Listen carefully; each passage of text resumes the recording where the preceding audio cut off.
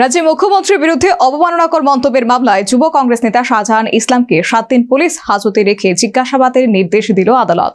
মুখ্যমন্ত্রীর বিরুদ্ধে অবমাননাকর মন্তব্যের পাশাপাশি শাহজাহান ইসলামের সঙ্গে বাংলাদেশের জঙ্গিদের যোগাযোগ থাকতে পারে বলে সন্দেহ করছে পুলিশ। 6 মাস পলাতক থাকার পর সোমবার আগরতলা জয়পুর এলাকা থেকে গ্রেফতার হন মুখ্যমন্ত্রীর বিরুদ্ধে অবমাননাকর মন্তব্যের মামলায় অভিযুক্ত শাহজাহান ইসলাম। প্রাথমিক জিজ্ঞাসাবাদের পর মঙ্গলবার পশ্চিম ত্রিপুরা জেলা মুখ্য বিচার বিভাগীয় বিচারকের আদালতে তাকে পেশ করে পশ্চিম আগরতলা থানার পুলিশ। আদালতে ঘটনার তদন্তের জন্য 14 দিন পুলিশ হাজতে রেখে জিজ্ঞাসাবাদের আবেদন করেন ঘটনার তদন্তকারী আধিকারিক শুভেন্দু দাস। এদিন শাহজাহান ইসলামের আইনজীবী প্রশান্ত সেন চৌধুরী শাহজাহান ইসলামের জন্য জামিন আবেদন করেননি। ঘটনার গুরুত্ব বিবেচনা করে পুলিশ আদালতে জানায় যে দীর্ঘদিন ধরে অভিযুক্ত পলাতক ছিল, পাশাপাশি অভিযুক্তের সঙ্গে বাংলাদেশের জঙ্গিদের যোগাযোগ থাকতে পারে বলেও সন্দেহ করছে পুলিশ। দুই পক্ষের শুনানির পর আদালত শাহজাহান ইসলামকে আগামী 12 জানুয়ারি পর্যন্ত পুলিশ হাজতে রেখে জিজ্ঞাসাবাদের অনুমতি দিয়েছে বলে জানালেন সরকার পক্ষের আইনজীবী রাজু দত্ত।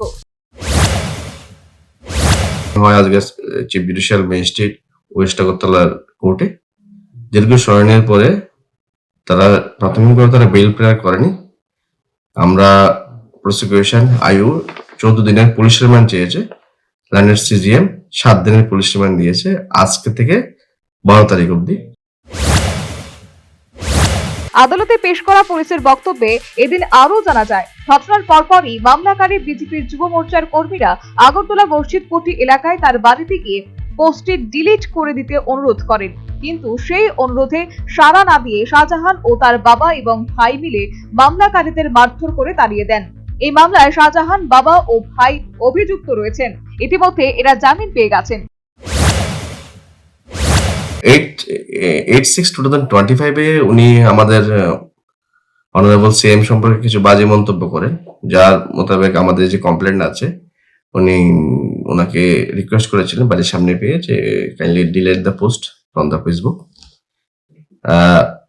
এই শাহজাহান এবং শাহজাহানের বাবা এবং ভাই এবং তাদের সাঙ্গপাঙ্গরা মিলে পোস্ট ডিলিট না করে আমাদের কমপ্লেন্টকে এবং ওনার সাথে 1-2 জন লোক ছিল তাদেরকে প্রচন্ডভাবে মারধর করে।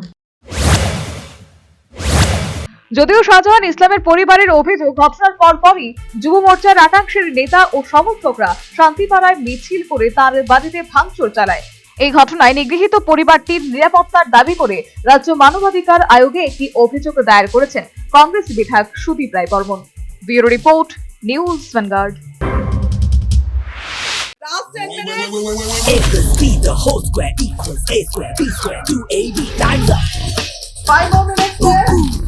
I've got so much time and peace of mind.